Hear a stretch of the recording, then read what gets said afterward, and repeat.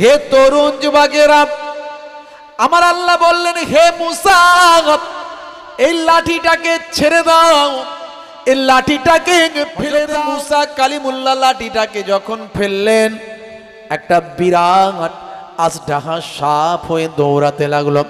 অজগরের থেকে আরো শক্তিশালী ভয়ঙ্কর সাপ হয়ে দৌড়াতে লাগলো। মুসা নবী ভয় পেয়ে গেলেন। আমার আল্লাহ বললেন, হে মুসা, খুজহা, ওটাকে ধরে ফেলো। মুসা নবী ধরতে ইতস্তত করছেন। আমার আল্লাহ বললেন, হে মুসা, লা তাখাফ ওয়ালা তাহজান, ভয় পেও না। তরুণ যুবকেরা, হে আমার বন্ধুরা, শুনে রেখে দিন বাবা, এই কালেমা শরীফের আমরা জিকির করি। এই কালেমা শরীফ আল্লাহর নবী বলেন, যার শেষ কথা হবে কালেমা, মানুষটা মারা যাওয়ার আগে যার শেষ কথা হবে কালেমা, দয়ার নবী বলেন, ফা দখালাল জান্নাহ, আমার আল্লাহ ওই বান্দাকে জান্নাত নসিব করে দেন। হে তরুণ যুবকেরা, কালেমা শরীফের কত পাওয়ার, কালেমা শরীফের কত ক্ষমতা। এই কালেমা শরীফ যখন আমরা পড়ি, অনেকে ভালো করে পড়ি না, মনে করি এ তো পুরানো কথা, এ তো নতুন কিছু নয়। এই কালেমা শরীফকে আমরা মনে করি যে এ তো সবাই পড়ে, আমরা পড়ছি। না না, কালেমা শরীফের ওয়েট আমরা কতটা অনুধাবন যদি করি, একটু ভাবি, যদি অবাক হব। হে তরুণ যুবকেরা, হে আমার বন্ধুরা, হে আমার মুরব্বিয়ানেরা, শুনে রেখে দিন বাবা, আল্লাহর নবী মুসা কালিমুল্লাহ আল্লাহর সঙ্গে কথা বলতেন। কোন মুসা কালিমুল্লাহ? আমার আল্লাহ কোরআন মাজিদে জানিয়ে দিয়েছেন। হে দুনিয়ার মানুষ, শুনে রেখে দাও, মুসা কালিমুল্লাহকে আল্লাহ বড্ড ভালোবাসলেন। মুসা কালিমুল্লাহকে আমার আল্লাহ দুটো বড় বড় মুজিজা দান করেছিলেন। এক নাম্বার মুজিজা, হে তরুণ যুবকেরা, মুসা নবীর ক্ষেত্রে দুটো মুজিজা বড় বড় দেয়া হয়েছিল। 1 লক্ষ বা 2 লক্ষ 24,000 পয়গম্বরদের জন্যই আমার আল্লাহ কিছু না কিছু মুজিজা, অলৌকিক ক্ষমতা দান করেছেন। মুসা নবীর জন্য স্পেশাল দুটো ক্ষমতা দিয়েছিলেন। মুসা নবী যে জামানার মানুষ হয়েছিলেন, সেই জামানায় জাদুর বড় ক্ষমতা ছিল, জাদুর বড় প্রভাব প্রতিপত্তি ছিল, জাদুঘরদের বড্ড সমাজে মূল্য ছিল, জাদু শিক্ষার একটা বড় দাম ছিল, মূল্য ছিল, মানুষ জাদুবিদ্যার প্রতি অনেকটা আসক্ত ছিল। হে তরুণ যুবকেরা, হে আমার বন্ধুরা, হে আমার মুরব্বিয়ানেরা, শুনে রেখে দিন বাবা, বর্তমান সময়ে গানের বড় মার্কেট আছে না নাই? যুব সমাজ গান বাজনা বেশি পছন্দ করে, আছে না নাই? যারা ইসলাম বোঝে না, দিন বোঝে না, তারা বেশিরভাগই গান বাজনার প্রতি আসক্ত। দেখবেন রাস্তাঘাটে যাচ্ছে, কানেতে হেডফোন লাগিয়ে দিয়েছে মুসলমানের ছেলে। তারা কি করছে? কানেতে হেডফোন লাগিয়ে গান শুনছে।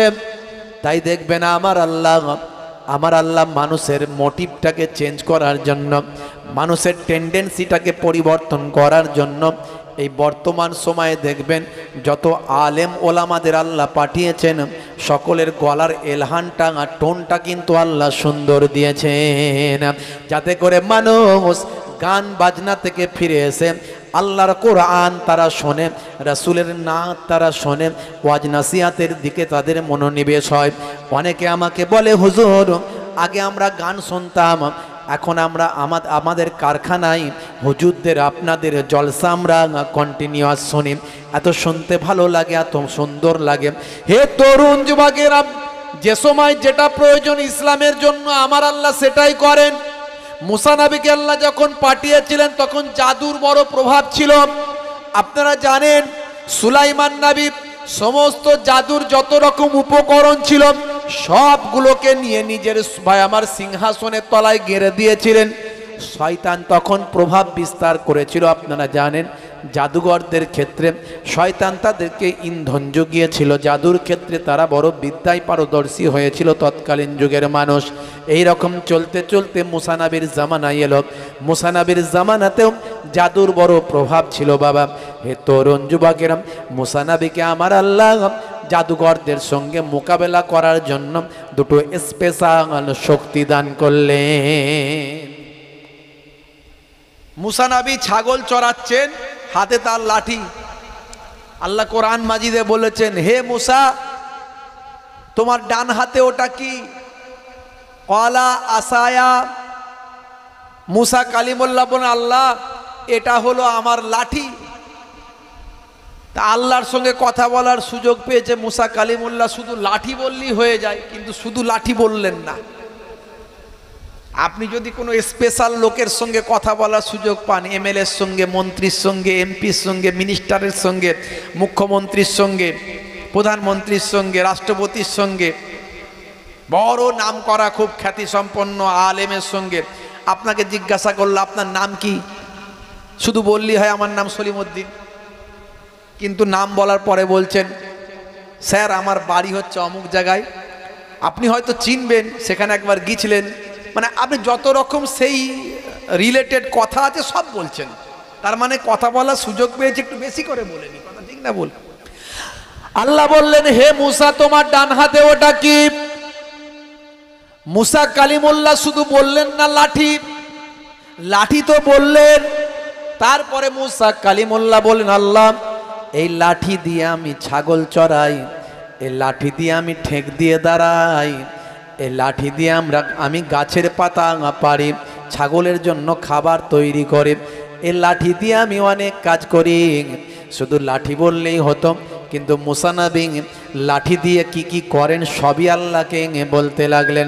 আমার আল্লাহ কোরআন মাজিদে সবটাই সুন্দর করে জানালেন।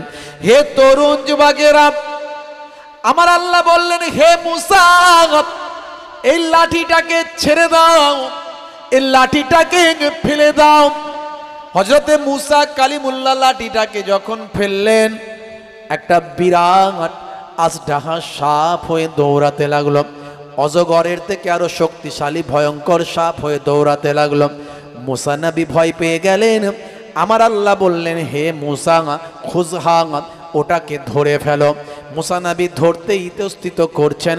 আমার আল্লাহ বললেন, হে মুসা লা তাখাফ ওয়ালা তাহজান, ভয় পেও না, চিন্তা করো না, ওটা আবার আগের মতো তোমার কাছে লাঠি হিসাবে বানিয়ে দেব। জোরে হবে না? সেই সময় জাদুর বিরাট শক্তি ছিল, বুঝতে পারছেন? মানুষ জাদুর প্রতি আসক্ত, তাই আল্লাহ মুসা নবীর লাঠিটাকে সাপ বানিয়ে দিলেন, ছাড়লেই সাপ। আরো লাঠি দিয়ে অনেক কিছু কাজ মুসা নবী করতেন, বুঝতে পারছেন? সেই লাঠি দিয়ে আপনারা জানেন নীল দরিয়ায় আঘাত করেছিলেন, আল্লাহ 12টা রাস্তা বানিয়ে দিয়েছিলেন। মানে ওই লাঠির একটা স্পেশাল ক্ষমতা আল্লাহ দান করেছিলেন। যেমন সুলাইমান নবীর আংটির ক্ষমতা ছিল। আংটি, এই আংটি যতক্ষণ হাতে পড়তেন সুলাইমান নবীর সঙ্গে বডির সঙ্গে এমন ডিটাচ হয়ে, এমন টাচ হয়ে যেত যেন পাসওয়ার্ড। আংটি হলো পাসওয়ার্ড, সুলাইমান নবী যা বলতেন তাই হতো। সমস্ত জিনেরা সুলাইমান নবীর কন্ট্রোলে, সমস্ত পশু পাখি সুলাইমান নবীর কন্ট্রোলে। এই আংটিকে আল্লাহ এমন মোজেজা করেছিলেন, ক্ষমতা দিয়েছিলেন। এ অনেক ঘটনা আমি বলেছি, এর আগে বলবো না, যে উদ্দেশ্যে বলতে গিয়ে এত দূর এসেছি। হে তরুণ যুবকেরা, হে আমার বন্ধুরা, হে আমার মুরব্বিয়ানিরা, শুনে রেখে দিন বাবা, মুসা কালিমুল্লাহকে আমার আল্লাহ আর একটা বড় মোজেজা দিয়েছিলেন। মোজেজা হলো নবীদের জন্য, এর মানেও হলো অলৌকিক শক্তি। আর ওলি আউলিয়াদের জন্য যেটা অলৌকিক শক্তি, এটাকে বলা হয় কারামাত। নবী রাসূলদের জন্য মোজেজা কথাটা স্পেশাল, এটা ওলিদের জন্য লাগানো যাবে না। আর ওলি আউলিয়াদের জন্য ওটাই বাবা অলৌকিক শক্তি, যার নাম হলো কারামাত। ওলি আউলিয়াদের জন্য কারামাত থাকতেও পারে, নাও পারে। বাইরা আমার, ওলি আউলিয়াদের জন্য কারামাত মাস্ট নয়, অলৌকিক শক্তি দেওয়া মাস্ট নয়, কিন্তু নবী রাসূলদের জন্য অলৌকিক শক্তি থাকবেই, এটা হলো মাস্ট। হে তরুণ যুবকেরা, মনে রাখবেন ওলিয়া উলিয়া কেমন করে চিনবেন? যার চেহারা দেখলে আল্লাহ এবং রাসূলের কথা মনে পড়ে যায়, যার মাথা থেকে পায়ের নখ পর্যন্ত রাসূলের তারিকা পাওয়া যায়, যার আখলাক চরিত্র সুন্নতে নববী হয়, যার কাজকর্মগুলো আল্লাহর হুকুমের উপর হয়, মনে রাখবেন তিনি হলেন আল্লাহর ওলি বান্দা। মুসা কালিমুল্লাহকে আমার আল্লাহ আরেকটা মুজিজা দিয়েছিলেন। মুসা কালিমুল্লাহকে বললেন, হে মুসা, তুমি তোমার হাতটা বগলের ভিতর দিয়ে গোল করে ঘোরাও। মুসা কালিমুল্লাহ যখন ঘুরিয়ে দিলেন এইভাবে গোল করে, যতটা ঘোরালেন সেই ঘোরানোর ভিতর থেকে আমার আল্লাহ একটা কুদরতি নূর, কুদরতি লাইট, সূর্যের মতো আলো বের করতে লাগলেন। এই সূর্যের মতো আলো আর হাতের লাঠি ছাড়লে সাপ, এই দুটো ক্ষমতা আল্লাহ মুসা নবীর জন্য স্পেশাল দিয়েছিলেন। সেই মুসা নবীর সঙ্গে আমার আল্লাহ কালাম করতেন, কথা বলতেন। সেই মুসা নবীকে আমার আল্লাহ এই জন্য কালিমুল্লাহ বলেছিলেন। হে তরুণ যুবকেরা, হে আমার বন্ধুরা, সেই মুসা নবী এক সময় আল্লাহকে বললেন, আল্লাহ আমাকে একটা নাম শিক্ষা দিন যেটা দ্বিতীয় কেউ আর মানুষ জানবে না। আমি আপনার স্পেশাল নবী, আমি আপনার স্পেশাল পাইগম্বার, আপনি আমার সঙ্গে কালাম করেন, আমাকে একটা স্পেশাল নাম শিক্ষা দিন।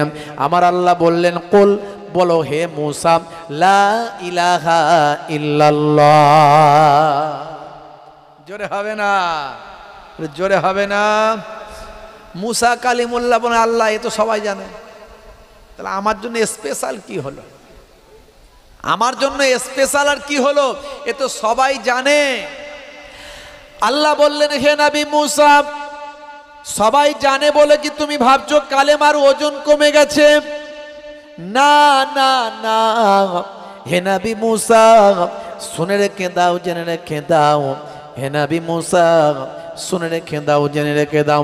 তামাম পৃথিবীতে যা কিছু আছে, যা কিছু আমার কুদরতি আছে, সব কিছুকে, যা কিছু আছে সব কিছুকে যদি এক পাল্লায় রেখে দেওয়া হয়, আর কালেমা শরীফকে যদি আর এক পাল্লায় রেখে দেওয়া হয়, হে নবী মুসা শুনে রেখে দাও, কালেমার ওজনটা ভারী হয়ে যাবে। হে তরুণ যুবকেরা, সেই কালেমা শরীফ বেশি বেশি পড়বেন।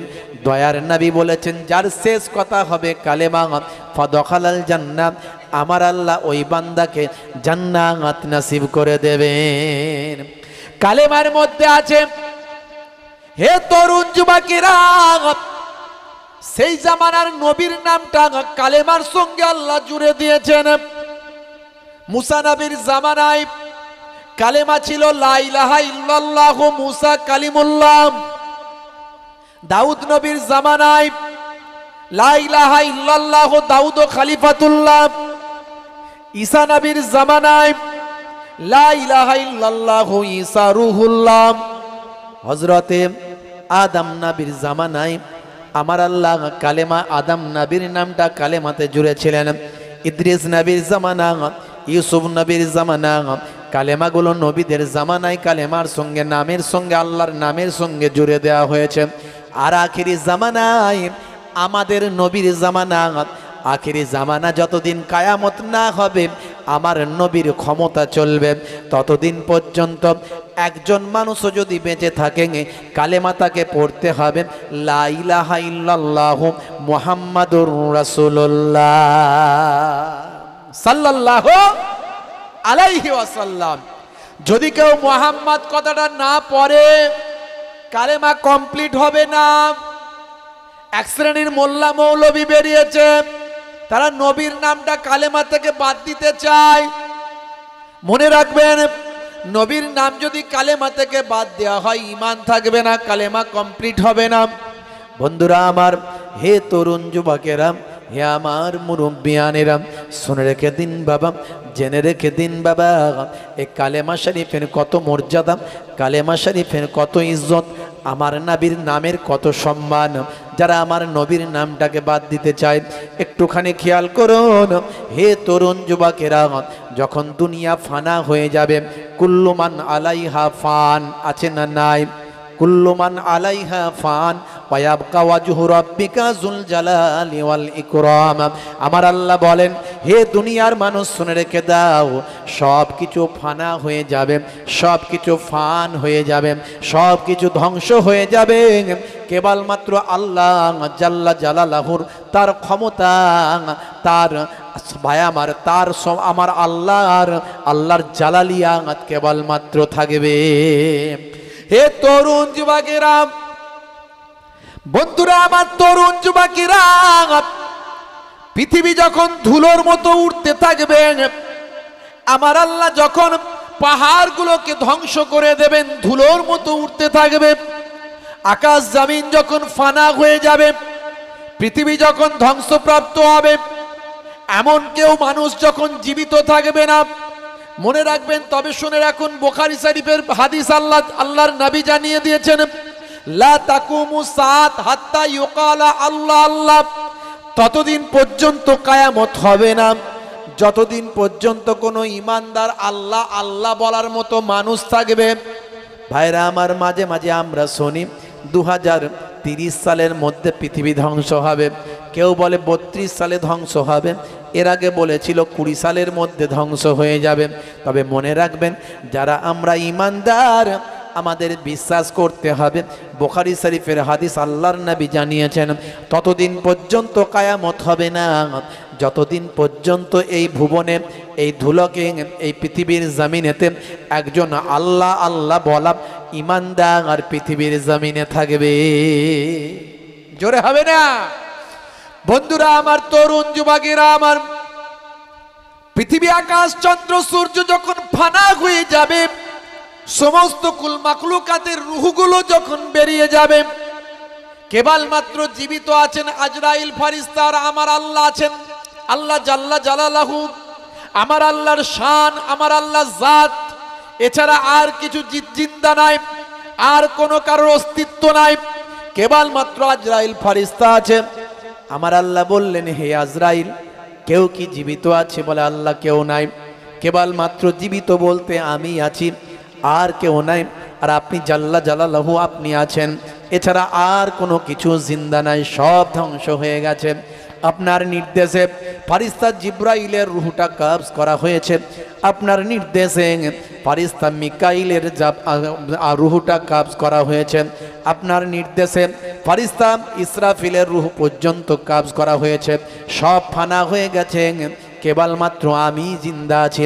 কোনো মানুষ নাই, কোনো পশু পাখি নাই, কোনো জীবজন্তু নাই, কোনো রকম আকাশ পাতাল ধুলো কোনো কিছু তার নিজের অস্তিত্বের জায়গায় নাই, সব কিছু ফানা হয়ে গেছে, ধ্বংসপ্রাপ্ত হয়েছে, কেবলমাত্র আমি আজরাইল জীবিত আছি। আমার আল্লাহ বলবেন, হে আজরাইল, তুমি তোমার রুহুটা, তুমি তোমার প্রাণটা, তুমি তোমার আত্মাটা, তুমি তোমার রুহুটা কবজ করে নাও। হে তরুণ যুবকেরা, বন্ধুরা আমার, তরুণ যুবকেরা, এমন সময় দেখতে পাওয়া যায় আজরাইল ফেরেশতা বলতে থাকবেন, আয় আমার মাবুদ আল্লাহ, আমি কেবল বেঁচে আছি, আপনারই তো তাসবিহ করি। ফেরেশতারা খায় না, পান করে না, ফেরেশতারা খায় না, পান করে না, ফেরেশতারা কেবল তাসবিহ করে। যখন আমার আল্লাহ ফেরেশতাদের বলেছিলেন, হে দুনিয়ার মানুষ শুনে রেখে দাও, জেনে রেখে দাও বাবা, দুনিয়ার মানুষ শুনে রেখে দাও, ওয়াইজ ক্বালা রাব্বুকা লিল মালাইকাতি ইন্নী জাইলুন ফিল আরদি খলিফা ক্বালু আতাজআলু ফিহা মান ইউফসিদু ফিহা ওয়া ইউসফিকুদ দিমা ওয়া নাহনু নুসাব্বিহু বিহামদিকা ওয়া নুকদ্দিসু লাক ক্বালা ইন্নী আলামু মা লা তা'লামুন। ফেরেশতারা বলেছিল, নাহানু নুসাব্বিহু বিহামদিকা ওয়া নুকদ্দিসু লাক, হে আমার আল্লাহ, আমরাই তো আপনার তাসবিহ করি।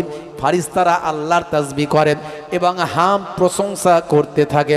হে তরুণ যুবকেরা, ফেরেশতারা খায় না, পান করে না, ফেরেশতাদের তন্দ্রা নিদ্রা নাই, আরামায়েশ তাদের নাই, সংসার পরিজন তাদের নাই, তাদের সন্তান নাই, ছেলে নাই, বিবি নাই, বাচ্চা নাই, তাদের কাজকর্ম অন্য কিছু, নিজস্ব কাজকর্ম কিছু নাই, তারা কেবলমাত্র আল্লাহর নির্দেশে লেগে আছেন। তাদের সব কিছুই হলো আল্লাহর জিকির, আল্লাহর ইবাদত।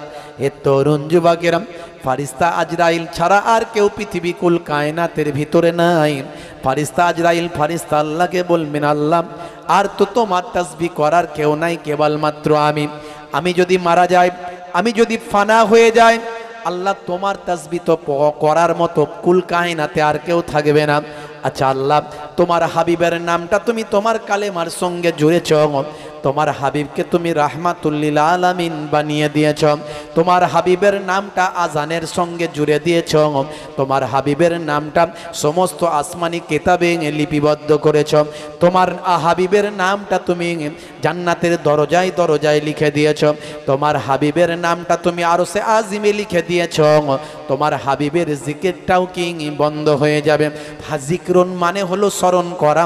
ফারিস্তা আজরাইল আলাইহিস সালাম বলবেন, আমি শেষ হওয়ার সঙ্গে সঙ্গে তোমার জিকির করার মতো আর কেউ থাকবে না, কিন্তু তোমার হাবিবের জিকির করার কি আর কেউ থাকবে না। আমার আল্লাহ বলবেন, আজরাইল, ও আজরাইল শুনে রেখে দাও, আমার জিকির করার কেউ থাকবে না, কিন্তু আমার হাবিবের জিকির করার জন্য আমি আল্লাহ স্বয়ং আছি। জোরে হবে না? জোরে হবে না? দয়ার নবীকে আল্লাহ কত ভালোবাসেন, সেই কালেমা থেকে দয়ার নবীর নাম বাদ দেওয়ার অনেকে চক্রান্ত করে। মনে রাখবেন, সেই কালেমার ওজন কিন্তু বিশাল। এই কালেমা শরীফের জিকির করবেন, কালেমা শরীফ পড়বেন, কালেমা শরীফের জিকির করবেন। ভাইরা আমার, তরুণ যুবকেরা আমার আল্লাহ কোরআন মাজিদের মধ্যে জানিয়ে দিয়েছেন, ইয়া আইয়ুহাল্লাযীনা আমানু, ইয়া আইয়ুহাল্লাযীনা আমানু, হে বিশ্বাসী বান্দারা, উযকুরুল্লাহ যিকরান কাসীরা, তোমরা বেশি বেশি আল্লাহর জিকির করো। বন্ধুরা আমার, আজকে আমরা সেই জিকিরের মাহফিলে উপস্থিত হয়েছি। একটু স্মরণ করব আল্লাহকে, একটু স্মরণ করব আল্লাহর প্রিয় হাবিব সাল্লাল্লাহু আলাইহি ওয়াসাল্লাম, দয়ার নবীকে স্মরণ করব। দয়ার নবীকে কিভাবে স্মরণ করব? দয়ার নবীর মিলাদ, বেলাদাত, তার কারনামা, তার সুন্নাত, আল্লাহকে কি করে স্মরণ করব? আল্লাহর জিকির, আল্লাহর ইবাদত, আল্লাহর হুকুম, আল্লাহর নির্দেশকে মান্যতা করতে হবে, এইভাবে আল্লাহকে স্মরণ করব। জিকরুন মানে হলো স্মরণ করা। বাপেরা আমার, আজকে সওয়াব রেসানির মাহফিল, আজকে সেই সওয়াব রেসানির মাহফিল, কিছু সময়ের জন্য আলোচনা করে একটু দোয়া। বন্ধুরা আমার, তরুণ যুবকেরা আমার, আজকে আমরা মুসলমান, আমার আপনার বাপ মুসলমান, দাদু মুসলমান, নানা মুসলমান, আত্মীয় স্বজন গুলো হলো মুসলমান, আমরা কালেমার ঘরের সন্তান। তারপরেও অনেক মুসলমান কিন্তু নামাজ পড়ে না, কথা ঠিক না ভুল? অনেক মুসলমান কিন্তু অন্যায় কাজে লিপ্ত আছে, কথা ঠিক না ভুল? তারা সুদখোর, জেনাখোর, ব্যভিচারখোর, তারা বাবা হারাম খাদ্য খায়, তারা বাবা অন্যায় পথে জীবন যাপন করে, তারা ঘুষ নেয়। ভাই আমার, মুসলমানের ছেলে তাস খেলে, জুয়া খেলে, মুসলমানের ছেলে ওজনে ঠকায়, জমির আলটা ছেটে ছেটে বাড়ায়, মানুষকে কষ্ট দেয়, পিতামাতার অবাধ্য, পিতামাতাকে সহ্য করতে পারে না, পিতামাতার সঙ্গে খারাপ ব্যবহার করে, পরিবার আত্মীয় স্বজনের সঙ্গে খারাপ ব্যবহার করে, অহংকার তাকাব্বরি নিয়ে চলেন। মনে রাখবেন বাবা, আল্লাহর নবী বলেছেন, তোমরা একে অপরের ভাই হও, মানুষের মতো মানুষ হয়ে যাও। লা তাকাতাউ ওয়ালা তাদাবারু ওয়ালা তাবাগাজু ওয়ালা তাহাসাদু ওয়া কুনু ইবাদাল্লাহি ইখওয়ানান, তোমরা একে অপরের থেকে বিচ্ছিন্ন হইও না, একে অপরের পরনিন্দা করো না, একে অপরের প্রতি বিদ্বেষ পোষণ করো না, একে অপরের প্রতি হিংসা বিদ্রুপ করো না। আল্লাহর বান্দারা একে অপরের ভাই হয়ে যাও। লা তাকাতাউ, তোমরা একে অপরের থেকে বিচ্ছিন্ন হইও না। ওয়ালা তাদাবারু ওয়ালা তাবাগাজু ওয়ালা তাহাসাদু ওয়া কুনু ইবাদাল্লাহি ইখওয়ানা, একে অপরের থেকে বিচ্ছিন্ন হইও না, পরনিন্দা করো না, বিদ্বেষ পোষণ করো না, একে অপরের প্রতি হিংসা করো না। আল্লাহর বান্দারা একে অপরের ভাই হয়ে যাও। আজকে মুসলমান আমরা আজকে একে অপরের প্রতি বিদ্বেষ, মনোমালিন্য, হিংসা, বিদ্রুপ, আমরা একে অপরের প্রতি ঘৃণা, অহংকার, তাকাব্বরি আছে না নাই বলেন? সমাজে আছে না নাই? এগুলো আমাদের ত্যাগ করতে হবে। বন্ধুরা আমার, তরুণ যুবকেরা আমার, হে আমার মুরব্বিয়ানিরা, হে জওয়ান যুবকেরা, শুনে রেখে দিন বাবা, সেই মুসা কালিমুল্লাহ আল্লাহকে বলেন, আল্লাহ, মুসা কালিমুল্লাহকে একজন জিজ্ঞাসা করে, এই জামানায় সবচেয়ে জ্ঞানী মানুষকে? ও আল্লাহর পয়গম্বর, আপনি তো পয়গম্বর, আপনি নবী, আপনি হলেন একজন রাসূল। হে তরুণ যুবকেরা, মনে রাখবেন, যিনি নবী তিনি রাসূল নাও হতে পারেন, কিন্তু যিনি রাসূল তিনি মাস্ট বি নবী, তিনি অবশ্যই নবী। আবার বলছি, ভালো করে মনে রাখুন, যিনি নবী তিনি রাসূল নাও হতে পারেন, কিন্তু যিনি রাসূল তিনি মাস্ট বি নবী, তিনি অবশ্যই নবী।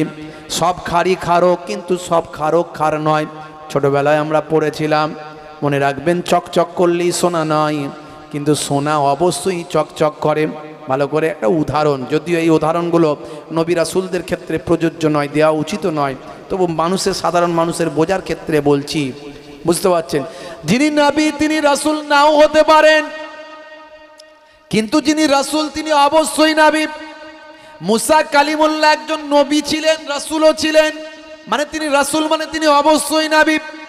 হে তরুণ যুবকেরা, মুসা কালিমুল্লাহকে জিজ্ঞাসা করছেন একজন বান্দা, মুসা নবীর একজন উম্মত, এই জামানার সবচেয়ে বেশি জ্ঞানী মানুষটাকে?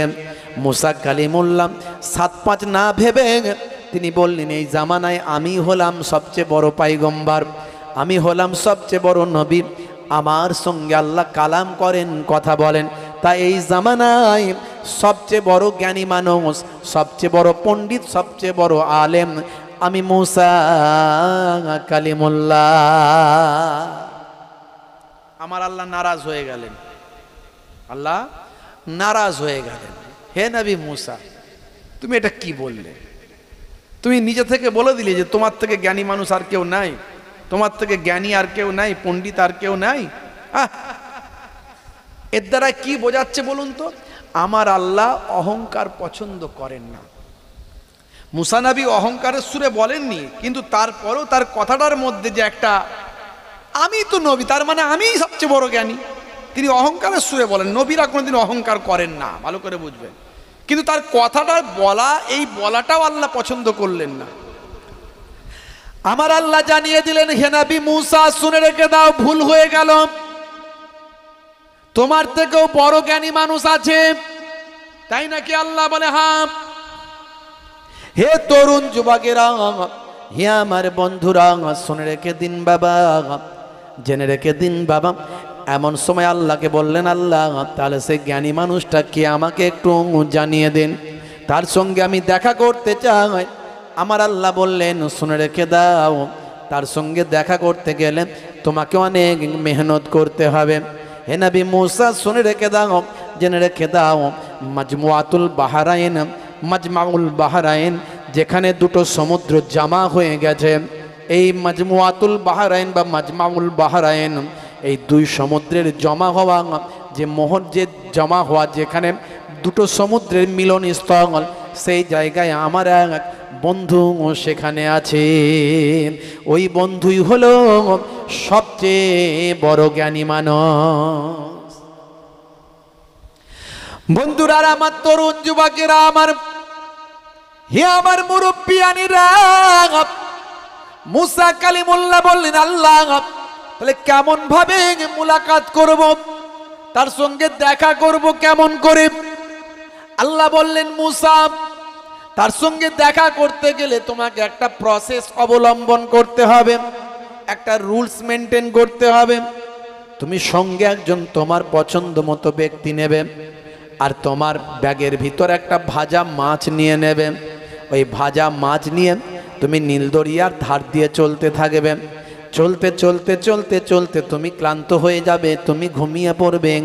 তোমার ভাজা মাছকে আমি আল্লাহ জিন্দা বানিয়ে দেব।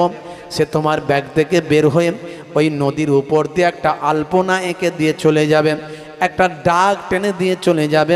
ওই দাগ ধরে ধরে তুমি চলতে থাকবে। ওই যেখানে গিয়ে দাগটা শেষ হবে, সেই জায়গাটা হলো দুটো নদীর দুটো সমুদ্রের মিলনস্থল। ওই মিলনস্থলে দেখতে পাবে একজন জুব্বাওয়ালা, একজন সুফি মানুষ আল্লাহর ইবাদতে মাশগুল আছেন।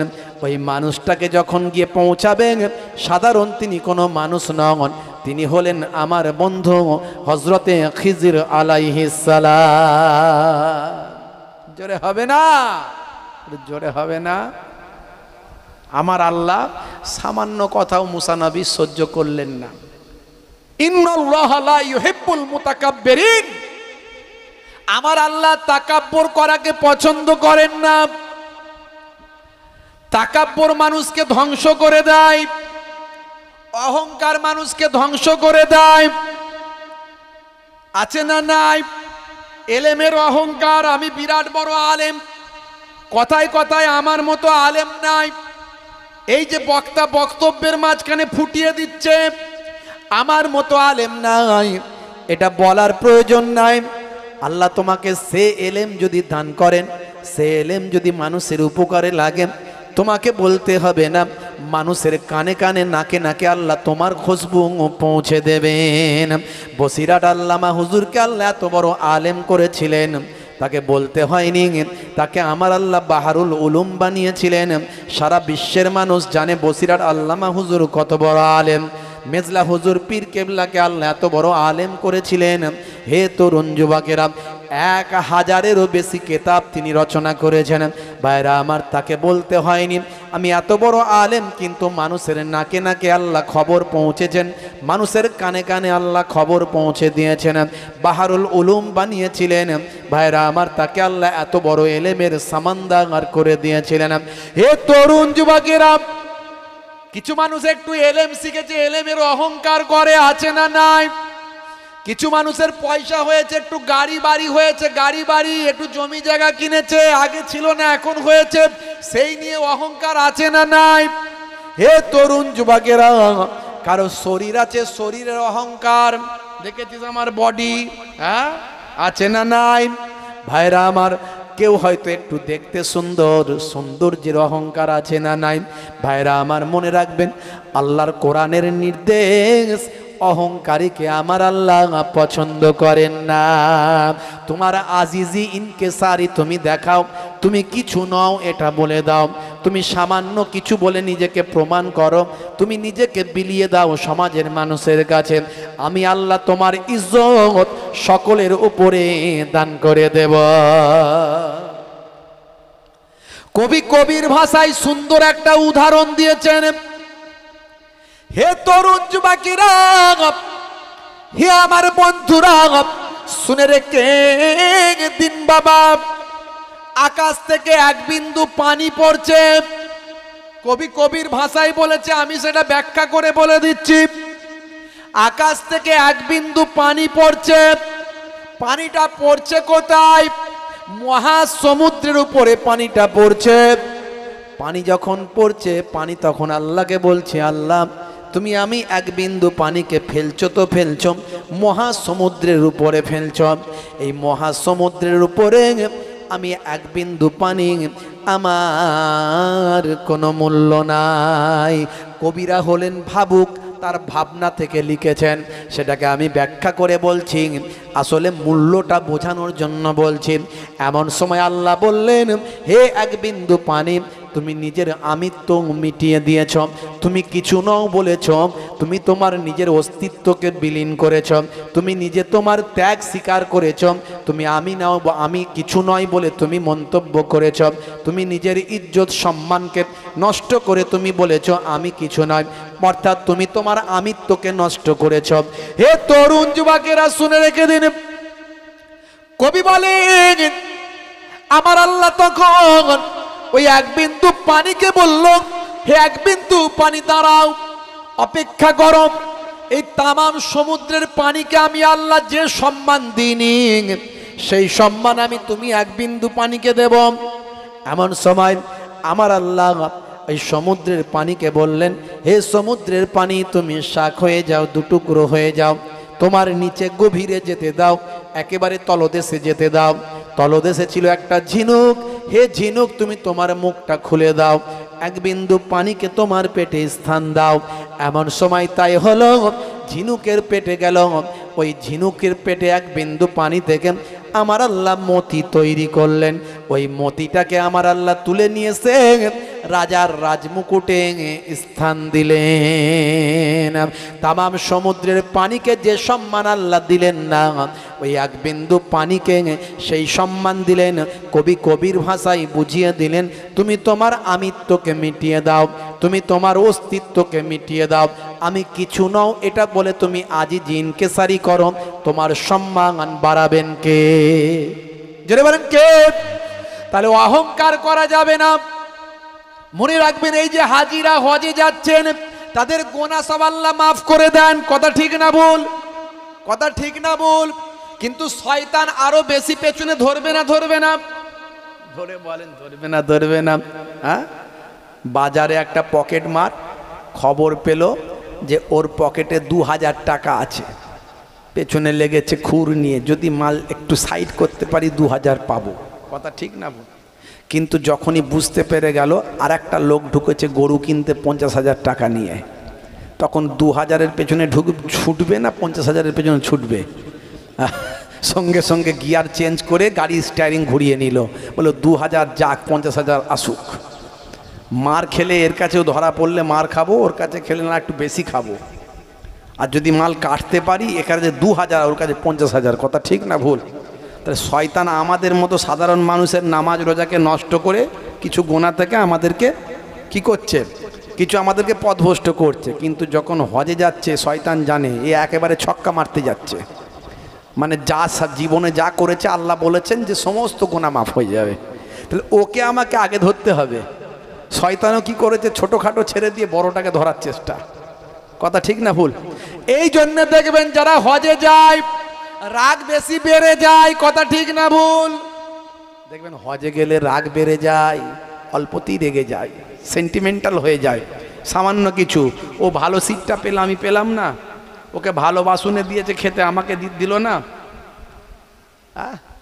সামান্য ব্যাপার নিয়ে ঝগড়া করে। হাজি সাহেবরা করে ফেলে, দেখবেন খুব মুশকিল। হ্যাঁ, ওকে ভালো বেডে শুতে দিয়েছে, আমাকে দিল না। ওকে যে রুমটাই থাকতে দিয়েছে ওতে 3 জন আছে, আর আমার রুমেতে 5 জন। কেসটা বুঝতে পারছেন তো? শয়তান কিন্তু পেছনে লেগে যায়। এই জন্য হজে গেলে সবচেয়ে আগে গুসা রাগটাকে কন্ট্রোল করতে হয়। হে তরুণ যুবকেরা, সবচেয়ে আগে যদি মনে করেন আপনি রাগকে কন্ট্রোল করতে পেরেছেন, তার মানে হজ কিন্তু আপনার ফায়দা হচ্ছে, হজ কিন্তু আপনার কবুলের দিকে যাচ্ছে। তার কারণ হলো হজে গেলে মানুষ রাগকে কন্ট্রোল করতে পারে না। এই রাগকে কন্ট্রোল করা সবচেয়ে বড় জিনিস। সামান্য সামান্য ব্যাপার নিয়ে হাজি সাহেবরা ঝগড়া করে ফেলেন। খবর নিয়ে দেখবেন, আমার জানা আছে আল্লাহ আমাকে 2 বার নিয়ে গেছে, আমি দেখে এসেছি। ভাই আমার সামান্য খাওয়া নিয়ে, শোয়া নিয়ে, বসা নিয়ে, চলা নিয়ে, ফেরা নিয়ে, যাওয়া নিয়ে, এদিকে যাওয়া ওদিকে যাওয়া নিয়ে, কেনাকাটা এটা ওটা নিয়ে নিজেদের মধ্যে ঝগড়া করে ফেলে সামান্য ব্যাপার নিয়ে, মানে রাগ বেশি। তখন সে ভাবে আমার তো এত রাগ নয়, এখানে রাগ বাড়লো কেন? সে জানে না যে আমি ছক্কা মারতে এসেছি, শয়তান আমার পেছনে সবচেয়ে আগে লেগেছে, কারণ ও 2000 টাকা পেতে চায় না, 50,000 টাকা পেতে চায়। বুঝতে পারছেন কথা? বন্ধুরা আমার, তরুণ যুবকেরা আমার, মুরব্বিয়ানেরা শুনে রেখে দেন। তাহলে হজে গেলে আপনাকে ও চিন্তা করলে হবে না কোন বিছানায় শুলাম, কোন খাবারে প্লেটে খেলাম, কোন রুমে থাকলাম। আপনাকে মনে করতে হবে আমি আল্লাহর ঘরে এসেছি, রাসূলের দরবারের মেহমান হয়েছি, যে হালতে থাকি না কেন তাতে আমি খুশি। শয়তান আপনার কাছে লেগে পারবে না, আপনার সঙ্গে লেগে পারবে না। এরকম সামান্য সামান্য জিনিস নিয়ে আপনাকে শয়তান কিন্তু আসল জায়গা থেকে সরিয়ে দিতে চায়। বন্ধুরা আমার, তরুণ যুবকেরা আমার, তাই ইমানদারদেরকে কথা বললে বুঝে কথা বলতে হবে। আপনি নামাজি, আপনি দাড়িওয়ালা, আপনি দরবেশ, আপনি আল্লাহওয়ালা, আপনার মধ্যে শুকরের ভাবটা বেশি থাকবে, শুকরিয়া। আপনি যে হালতে থাকবেন সে হালতেই শুকরিয়া আদা করবেন। আল্লাহ আমি তো এত সুন্দর আছি, ভালো আছি, কত মানুষ কত কষ্টে আছে, কত বিপদের মধ্যে আছে, আমার সামান্য ঘাম, সামান্য জ্বর, সামান্য সর্দি, সামান্য পেটের প্রবলেম, কত মানুষ আরও কত কষ্টের মধ্যে আছেন। আমি আল্লাহর কাছে শুকরিয়া আদা করি, আল্লাহ আমাকে যে হালতে রেখেছেন। এই মাশকুর বাবা, শুকুরওয়ালা মানুষ আপনাকে হতে হবে। শয়তান আপনাকে ধোঁকা দিতে পারবে না, সরে যাবে। হে তরুণ যুবকেরাম, হে আমার মুরব্বিয়ানেরাম।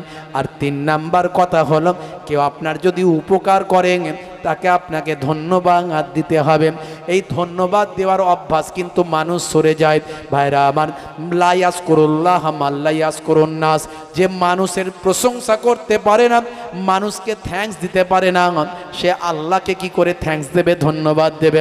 হে তরুণ যুবকেরা, হে আমার বন্ধুরা, হে আমার মুরব্বিয়ানেরা, শুনে রেখে দিন বাবা।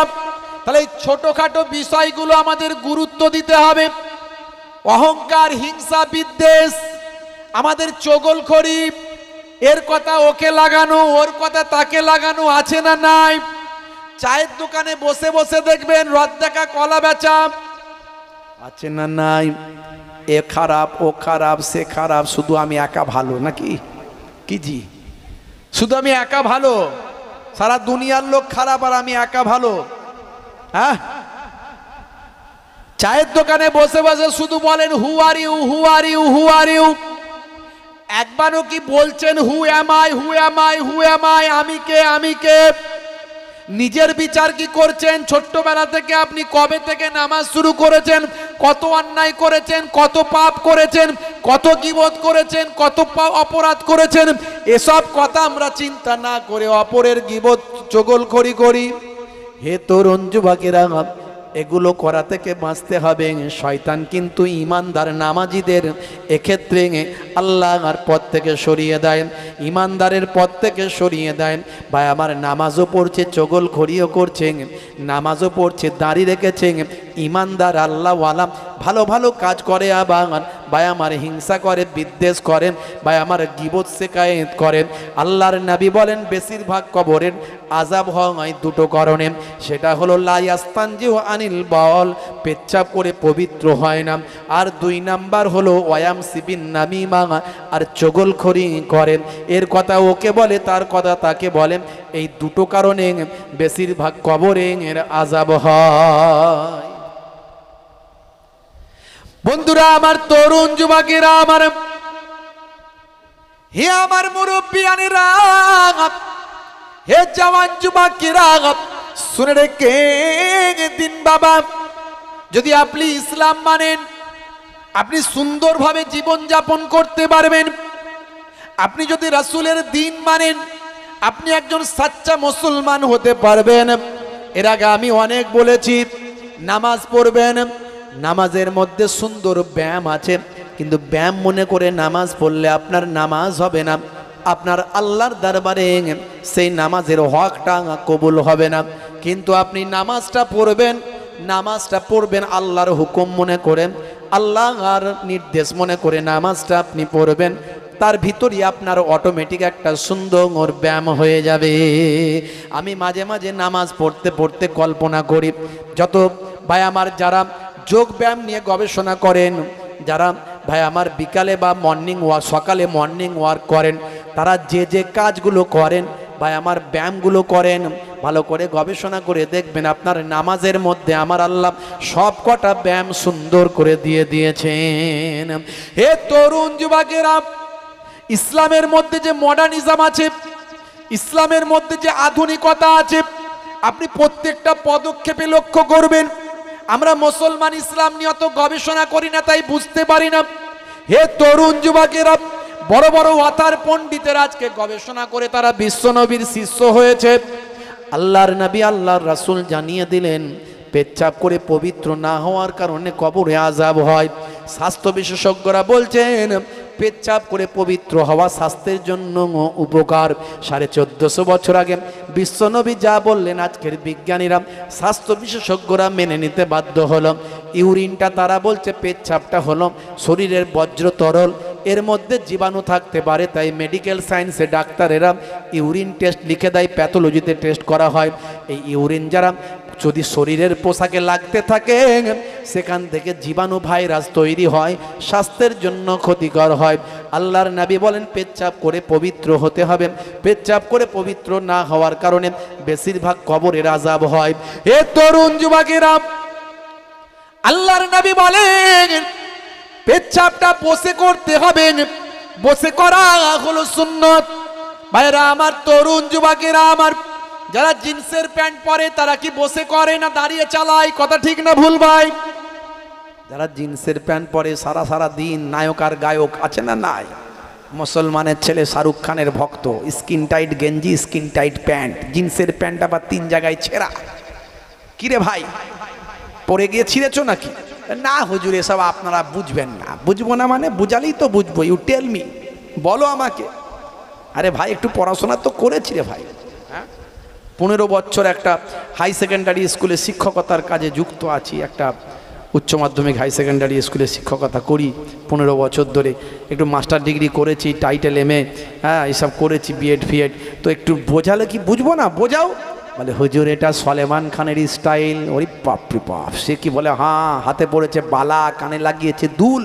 মুসলমানের ছেলে, মাথায় পেছনে লম্বা ছুচালো চুল, চারিদিকটা ফাঁকা, ওপরটা ঢাকা, তাতে আবার রং করেছে কাকাতুয়ার মাথায় ঝুটি, খ্যাক্সিয়ালি পালাই ছুটি। গরু বাছুর দাঁড়িয়ে আছে আর ঘুঙু পাখি ডাকছে গাছে। বুঝতে পারছেন? মুসলমানের ছেলে, রাগ করবেন না ভাই। হে তরুণ যুবকেরা, একটু শুনে রাখা চাই, আমি আপনাদের মাঝখানে মোহেবুল্লাহ হুসাইনি বলে দিয়ে যাই। ভাইরা আমার, তরুণ যুবকেরা মনে রাখবেন বাবা, একটুখানি খেয়াল রাখবেন। আল্লাহর নবী যা বলেছেন সবের মধ্যে বিজ্ঞান আর বাস্তবতা পাওয়া যায়। দয়ার নবী বললেন পেচ্ছাপটা বসে করবে, এটা হলো সুন্নত। বসে পেচ্ছাপ করলে মেডিকেল সায়েন্স বলছে স্বাস্থ্যের জন্য উপকার। ভাইরা আমার, কি করে? মেডিকেল সায়েন্স বলছে বসে যখন পেচ্ছাপ করা হয় আমাদের ইউরিনাল ড্রামেতে প্রেসার পড়ে, সারা শরীরের ওয়েটটা ইউরিনাল ড্রামে পড়ার পরে সমস্ত ইউরিনটা ফ্লুয়েন্ট ক্লিয়ার হয়ে যায়।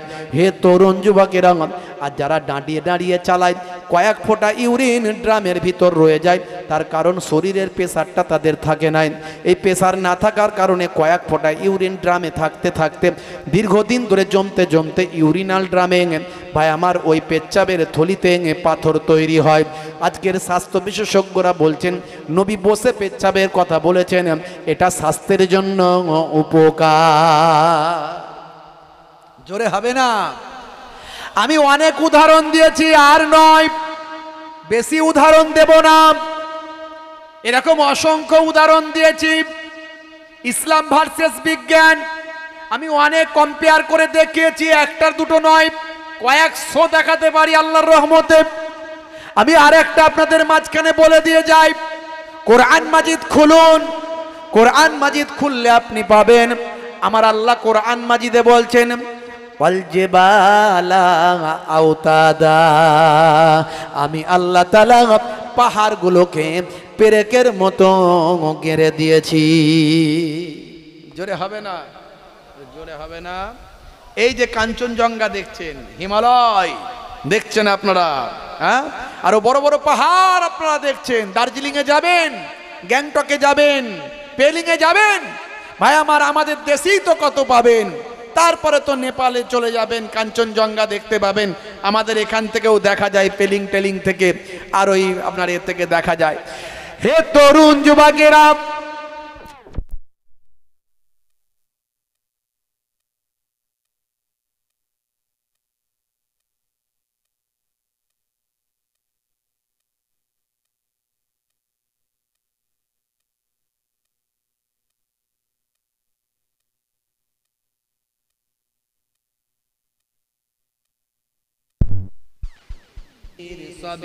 তুমি রাসূল খোদা শাহিদো জাহান, তুমি রাসূল খোদা শাহিদো জাহান, আমার ঈমান আমার দিন আমার জান, আমার ঈমান আমার দিন আমার জান। আল্লাহুম্মা সাল্লি আলা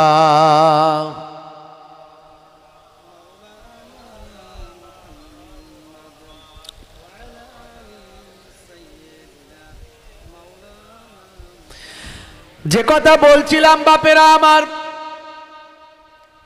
এই আপনি দার্জিলিং এ যাবেন, পাহাড় দেখবেন। আমার আল্লাহ 1450 বছর আগে কোরআন মাজিদে বললেন পাহাড়গুলোকে আমি আল্লাহ পেরেকের মতো গেড়ে দিয়েছি। আচ্ছা বলেন তো দেখি, পেরেকের ওপর দিকে বেশি থাকে না নিচের দিকে বেশি যায়? জোরে বলেন, জোরে বলেন। পেরেকের ওপর দিকে বেশি থাকে না নিচের দিকে বেশি যায়? নিচের দিকে বেশি যায়। 1450 বছর আগে আমার আল্লাহ বললেন অল জেবালা আওতাদা, পাহাড়গুলোকে আমি আল্লাহ পেরেকের মতো গেঁড়ে দিয়েছি।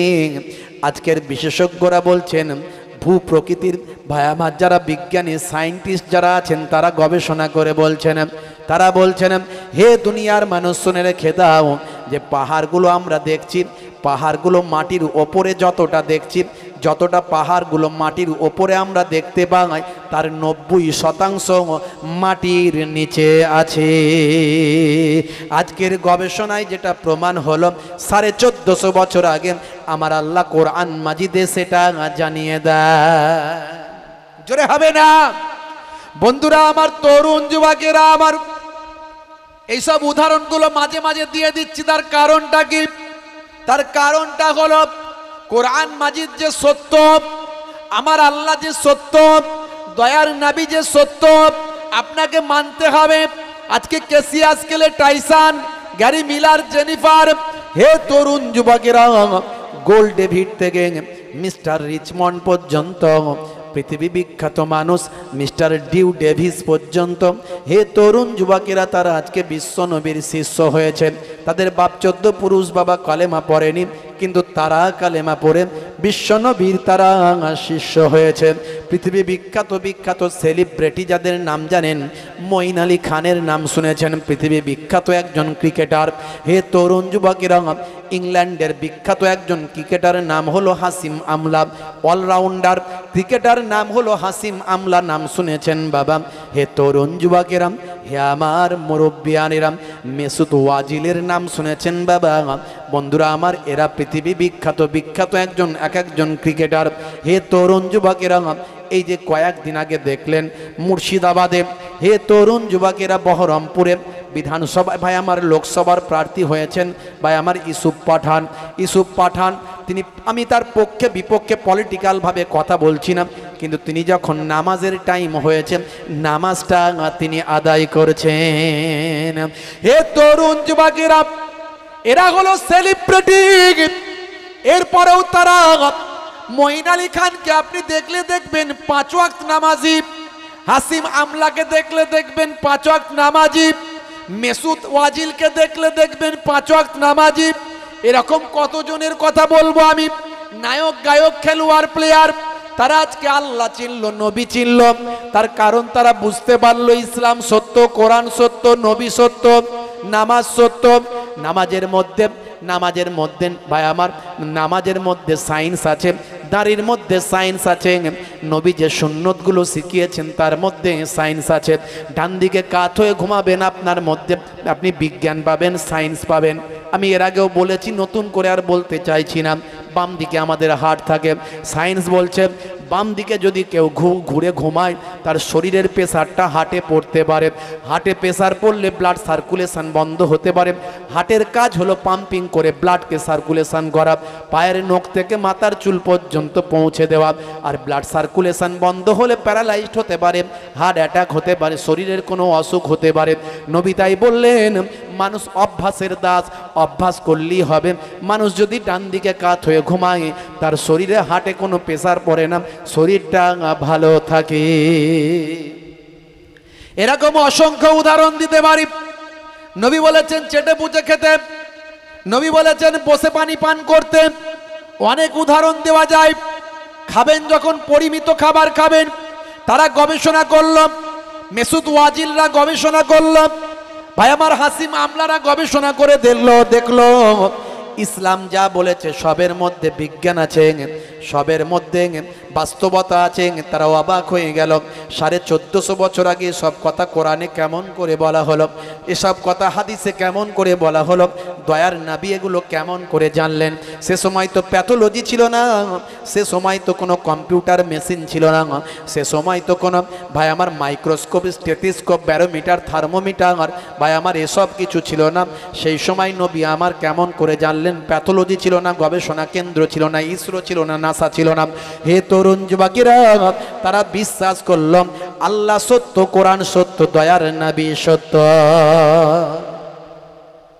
কিন্তু দুর্ভাগ্য আজকে মুসলমান, আমরা সবকিছু জেনেও কিন্তু আজকে নামাজ পড়ি না। কথা ঠিক না ভুল? জোরে বলেন, কথা ঠিক না ভুল? মিলাদুন নবীতে যায়, গরুর গোস্ত খায়, সলিমউদ্দিন নাম আমার ভাই, হুজুর দেখলি সালাম দি, অসুবিধা নাই। কিন্তু নামাজের টাইম হলে মুয়াজ্জিন যখন আজান দেয় তখন বলে আগে কাজ করব না নামাজ পড়বো, জানতে চাই কাজ না করলে কি খাবো ভাই? তাই নামাজ পড়ার টাইম নাই, আছে না নাই? নামাজের ওয়াক্তটা হবে যখনই মসজিদে চলে যাও তুমি তখনই। জোরে হবে না? হে তরুণ যুবকেরা, তাহলে আপনাকে আমাকে ভাবতে হবে, নবীর সুন্নতগুলো মানতে হবে, আল্লাহর নির্দেশগুলো মানতে হবে, নিজের অহংকার, তাকাব্বরি, হিংসা, বিদ্বেষকে ছাড়তে হবে। ভাই আমার সামান্য কথার যদি আপনার মধ্যে অহমিকা আছে, আল্লাহ নারাজ হবেন।